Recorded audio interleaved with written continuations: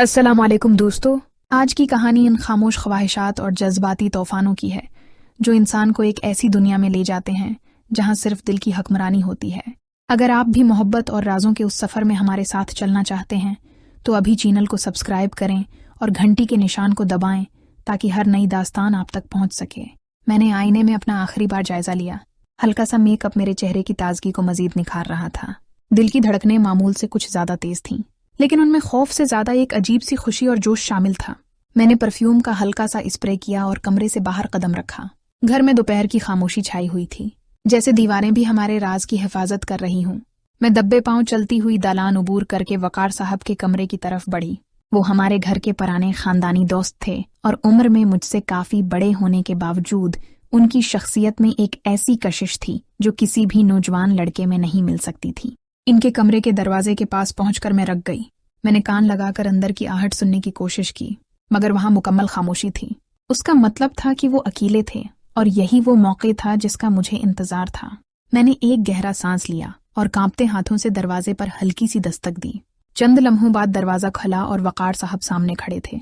उन्होंने मुझे देखते ही एक मुस्कुराहट दी और रास्ता छोड़ दिया।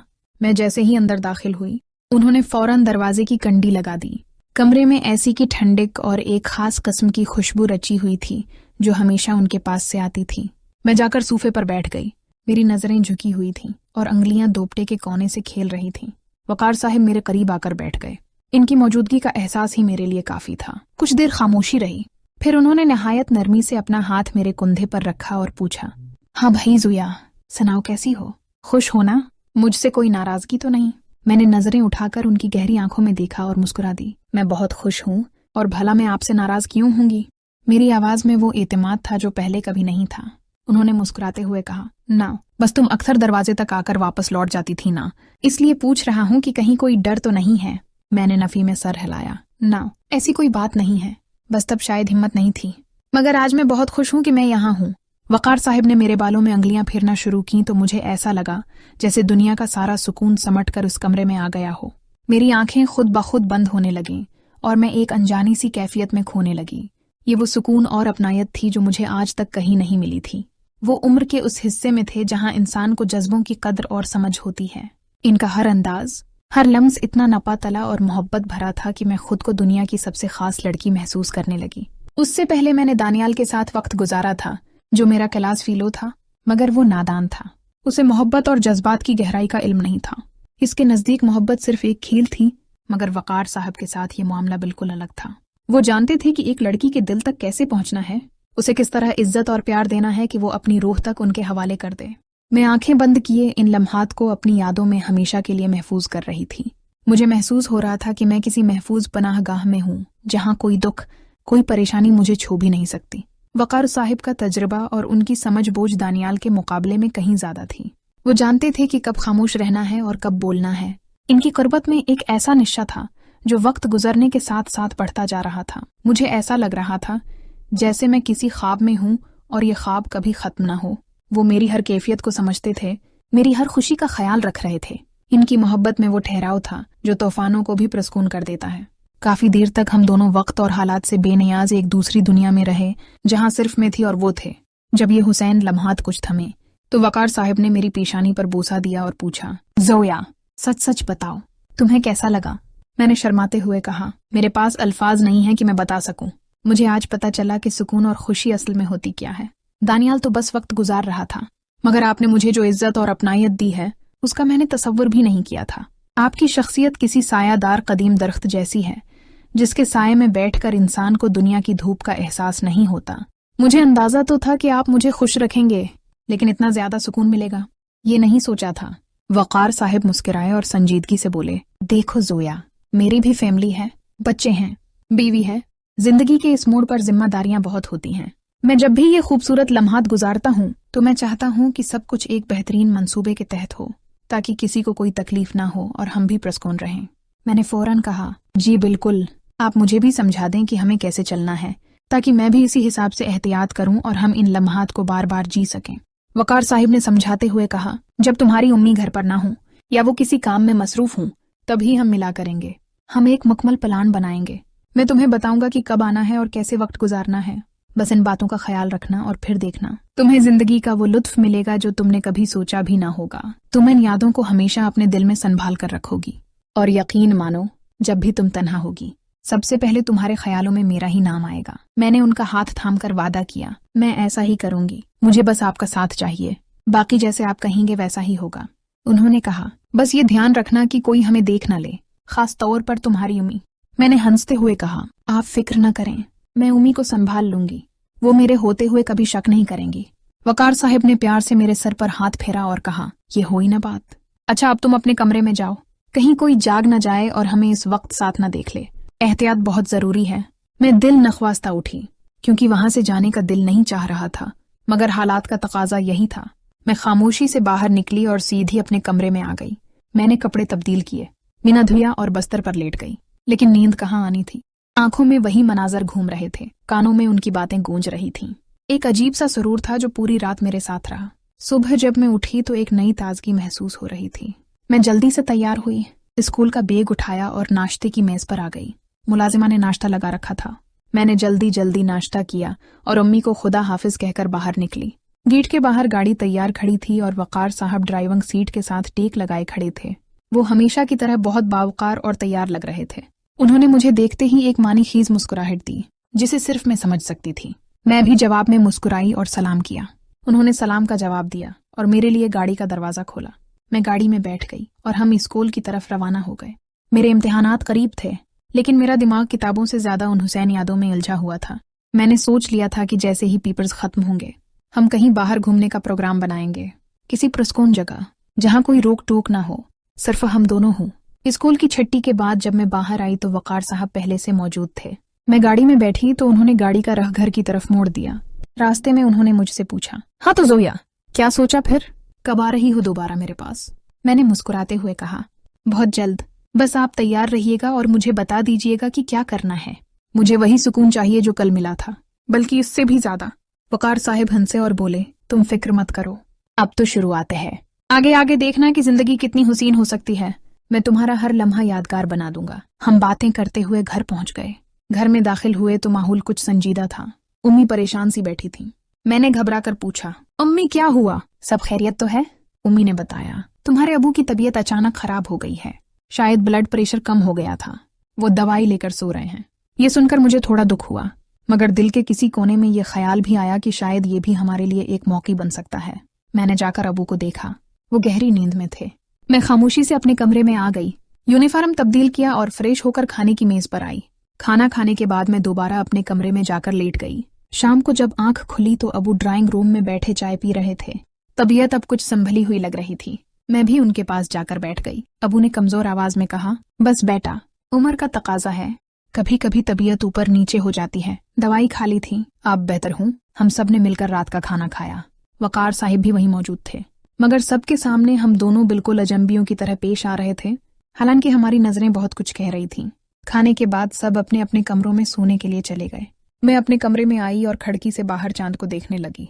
दिल में एक ही ख्वाहिश थी कि कब दोबारा वो वक्त आएगा जब मैं और वकार साहब अकेले होंगे। यह राज, ये छपकर मिलना और ये खामोश मोहब्बत, शायद यही जिंदगी का वो लुत्फ है जिससे मैं अब तक अनजान थी। और अब मुझे इंतजार था एक नए मौका का, एक नई मुलाकात का, जो पहले से भी ज्यादा हुसैन और यादगार हो। अस्सलाम वालेकुम दोस्तों, आज की कहानी उन जज्बात की है जो दिल में छिपे होते हैं लेकिन आंखों से जाहिर होते हैं। रिश्ते की इज्जत और मोहब्बत के उस मुखमसे में जोया का फैसला क्या होगा? जानने के लिए वीडियो को आखिर तक देखें और चैनल को जरूर सब्सक्राइब करें। मैं और आपा, एहसन की उम्मी, मिलकर रात का खाना तैयार कर रही थीं कि तब तक एहसन भी दफ्तर से घर आ चुके थे। आपा बार बार मेरी तरफ मानीखीज नजरों से देखते और एहसन की तरफ इशारा करके धीरे से बोलते, जोया जरा देख तो, मेरा बेटा कैसे तुझे नजरों के हिसार में लिए बैठा है। उसकी आंखों की बेचैनी बता रही है कि वो अपनी प्यारी खाला से कुछ कहना चाहता है। मैं खामोश रही और आपा की इन शरारती बातों का कोई जवाब दिए बगैर अपने काम में मसरूफ रही। हालांकि मेरे दिल की धड़कन भी कुछ तेज हो चुकी थी। हम तीनों ने मिलकर खाना खाया तो आपा ने अंगड़ाई लेते हुए कहा, जोया तुम बटन समेट कर ही सोना, मेरे सर में शदीद दर्द हो रहा है। मैं आराम करने अपने कमरे में जा रही हूँ, तुम भी जल्दी फारिग हो जाना। ये कहकर वो वहां से उठी और अपने कमरे की जानिब बढ़ गईं। आपा के जाने के बाद घर में एक अजीब सी खामोशी छा गई। मैंने बर्तन उठाए और किचन में चली गई। अभी मैं बर्तन धो ही रही थी कि मुझे अपनी पश्त पर किसी की मौजूदगी का शिद्दत से एहसास हुआ। मैंने मड़कर नहीं देखा क्योंकि मेरा दिल जानता था कि ये एहसन के सिवा कोई नहीं हो सकता। अभी मैं सोच ही रही थी कि एहसन ने पीछे से मेरे करीब आकर आहिस्तगी से कहा, प्यारी खाला, क्या बात थी? शाम को मैसेज करके क्यों याद किया था? आपकी याद ने तो मुझे दफ्तर में भी बेचैन रखा। मैंने मड़े बगैर ही धीमी आवाज में कहा, तुम कौन सा मेरे बुलाने पर वक्त पर आ गए थे? अब शिकवा कैसा? एहसन ने शरारत से कहा। ओहो, लगता है मेरी जोविया मुझसे नाराज है। चलो यहाँ से मेरे कमरे में चलो, वहाँ सुकून से आपको मना लूंगा। मैं घबरा गई। नहीं एहसन, मुझे कहीं नहीं जाना। अभी आपा जाग रही होंगी। अगर वो बाहर आ गई तो क्या सोचेंगी? प्लीज तुम जाओ यहाँ से, कहीं आपा किचन में न आ जाएं। एहसन ने एक गहरा सांस लिया और बोला, अच्छा ठीक है, मैं जाता हूँ, लेकिन सुन लें, अगर आप मेरे कमरे में न आए तो फिर मजबूरा मुझे आपके कमरे में आना पड़ेगा और फिर मैं कोई बहाना नहीं सुनूंगा। इतना बोलकर एहसन किचन से निकल गया और मैं वहीं खड़ी सोच में पड़ गई। काम खत्म करने के बाद मैं शदीद कश्मकश में थी कि अब क्या करूं। एहसन ने मुझे बुलाया था, लेकिन एक अजीब सी झिझक मेरे कदमों की जंजीर बनी हुई थी। सच तो ये था कि मेरा दिल भी उनकी कुर्बत चाहता था, मगर रिश्ते का लिहाज और उम्र का फर्क मुझे रोक रहा था। इसी सोच विचार में मैं अपने कमरे में चली आई। फ्रेश होकर मैं बस्तर पर लेट गई और दिल ही दिल में सोचने लगी कि क्या एहसन वाकई यहाँ आएगा या मेरा इंतजार कर रहा होगा। मुश्किल से 15 मिनट गुजरे होंगे कि मेरे कमरे का दरवाजा निहायत आहिस्तगी से खुला और एहसन अंदर दाखिल हुआ। मुझे देखते ही उसके चेहरे पर एक दिलावेज मुस्कुराहट फैल गई। वो धीरे से बोला, जोया आप आए क्यों नहीं? इंतजार करवा कर तड़पाना अच्छा लगता है क्या? मैं उसे देखते ही हड़बड़ा कर उठ बैठी और शर्म से नजरें झुका लें। मैं खामोश रही और अपनी अंगलियों से खेलने लगी। एहसन आगे बढ़ा और मेरे बिल्कुल करीब बैठ गया। उसने बहुत नरमी से मेरा हाथ अपने हाथ में लिया और बोला, देखें जोया, जो कुछ भी हमारे दरमियान है वो पाकीज़ा मोहब्बत है। हम दोनों एक दूसरे को चाहते हैं। फिर ये घबराहट कैसी? मैंने आहिस्तगी से कहा। नहीं एहसन, घबराहट नहीं है, बस मुझे समझ नहीं आ रही थी कि मैं तुम्हारा सामना कैसे करूंगी। आखिर मैं तुम्हारी खाला हूँ, दुनिया क्या कहेगी? एहसन ने मुस्कुराते हुए मेरे चेहरे को देखा और कहा, दुनिया की परवाह छोड़ दें जोया, आप सिर्फ मेरी हैं और मैं सिर्फ आपका। रिश्ते दिलों से बनते हैं, बस आप हमेशा ऐसे ही मुझसे मोहब्बत करती रहीं। मैंने मौका गनीमत जानकर एक सवाल पूछ लिया जो मेरे दिल में खटक रहा था। एहसन, सच बताओ, क्या तुम्हारी कोई गर्ल फ्रेंड भी है? एहसन हंस पड़ा और बोला, हाँ है ना, एक बहुत ही प्यारी, मासूम और भोली भाली सी लड़की है। दिल करता है उसे दुनिया से छिपा लूं। मेरे दिल में जलन की एक लहर उठी। क्या वो मुझसे ज्यादा खूबसूरत है? क्या वो तुमसे बहुत प्यार करती है? एहसन ने मेरी आंखों में झांकते हुए कहा, मेरी जान, मेरी वो गर्ल फ्रेंड कोई और नहीं, आप ही तो हैं। आपसे बढ़कर कौन हो सकता है मेरी जिंदगी में? मैं शर्मा कर मुस्कुरा दी और मेरा दिल खुशी से झूम उठा। इससे पहले कि हम मजीद कोई बात करते, बाहर से आपा की आवाज आई जो मुझे पुकार रही थी। एहसन फौरन मुझसे अलग हो गया। मैं भी जल्दी से उठी और जी आपा कहते हुए बाहर निकल गई। मुझे उस वक्त आपा पर बहुत प्यार भी आ रहा था और थोड़ा गुस्सा भी कि इतने हुसैन लम्हे में क्यों बुला लिया। आपा लाउंज में सोफे पर बैठी मुस्कुरा रही थी। जैसे ही उन्होंने मुझे देखा वो मानी खीज अंदाज में बोले, हाँ भाई जोया, क्या खसर फसर हो रही थी अंदर? मैं समझ गई कि आपा को सब मालूम है। मैंने झिनपते हुए कहा, कुछ नहीं आपा, बस ऐसे ही बात कर रहे थे। आपा ने हंसते हुए कहा, जोया अब शर्माना छोड़ दो, मैं चाहती हूँ कि तुम और एहसन जल्द अज जल्द शादी कर लो। मैं तुम दोनों को एक साथ खुश देखना चाहती हूँ। आखिर कब तक ऐसे छप छप कर मिलते रहोगे? इस रिश्ते को अब नाम दे दो। आपा की बात सुनकर मेरे पैरों तले जमीन निकल गई। मुझे यकीन नहीं आ रहा था कि वो हमारे रिश्ते पर इतनी खुश होंगी। मैंने खुशी और हैरत से कहा, अब आप सच कह रही हैं? आपको एतराज नहीं? पगली, मुझे भला क्या एतराज हो सकता है? एहसन से बेहतर जीवन साथी तुम्हें कहाँ मिलेगा और तुमसे बेहतर बहू मुझे कहाँ मिलेगी। जाओ अब जाकर बात करो अपने होने वाले शौहर से। आपा की इजाजत मिलते ही मैं खुशी से नहाल हो गई और तेजी से अपने कमरे की तरफ भागी। मैंने कमरे में जाकर दरवाजा बंद किया और एहसन की तरफ देखा जो बेचैनी से टहल रहा था। एहसन ने मुझे देखते ही पूछा, क्या हुआ जोया, तुम क्या कह रही थी? मैंने मुस्कुराते हुए कहा, एहसन, आपा मान गई हैं, वो चाहती हैं कि हमारी शादी हो जाए। एहसन के चेहरे पर जो खुशी आई वो दीदनी थी।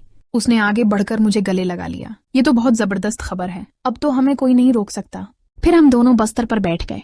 एहसन ने मेरा हाथ थामकर संजीदगी से पूछा, जोया एक बात पूछूं? पिछले महीने काशिफ का रिश्ता आया था, तुमने उसे क्यों मना किया? वो तो सेटल भी था और खूबसूरत भी। मैंने सर झुका लिया और कुछ देर खामोश रही, फिर बोली, एहसन, सच कहूं तो मैंने एक बार काशिफ को गुस्से में किसी से बात करते सुना था। उसका लहजा बहुत सख्त और हाकमाना था। मुझे उससे डर लगता था। मुझे लगा कि वो शादी के बाद मुझ पर हावी हो जाएगा और मेरी नरम तबीयत उसकी सख्ती बर्दाश्त नहीं कर सकेगी। एहसन ने गौर से मेरी बात सुनी। मैंने बात जारी रखते हुए कहा, इसके बरअक्स तुम में एक ठहराव है, एक नरमी है। तुम मेरी इज्जत करते हो, मेरे जज्बों का ख्याल रखते हो। काशिफ के पास शायद दुनिया की हर दौलत हो, लेकिन जो सुकून और मोहब्बत मुझे तुम्हारे पास महसूस होती है वो कहीं और नहीं। मुझे एक ऐसे साथी की तलाश थी जो मेरा मुहाफिज बने, मेरा हाकिम नहीं। एहसन ने मेरे हाथों को बोसा दिया और जज्बाती लहजे में कहा, जोया, मैं वादा करता हूँ कि मैं हमेशा तुम्हारी इज्जत और मोहब्बत की हिफाजत करूंगा। काशिफ जैसे लोग औरत को सिर्फ मलकियत समझते हैं, लेकिन मेरे लिए तुम मेरी जिंदगी हो, मेरा मान हो। मैंने मुस्कुराकर उसके कंधे पर सर रख दिया। मेरे दिल से हर तरह का खौफ और वसवसा निकल चुका था। मुझे यकीन हो गया था कि एहसन ही मेरा बेहतरीन इंतखाब है।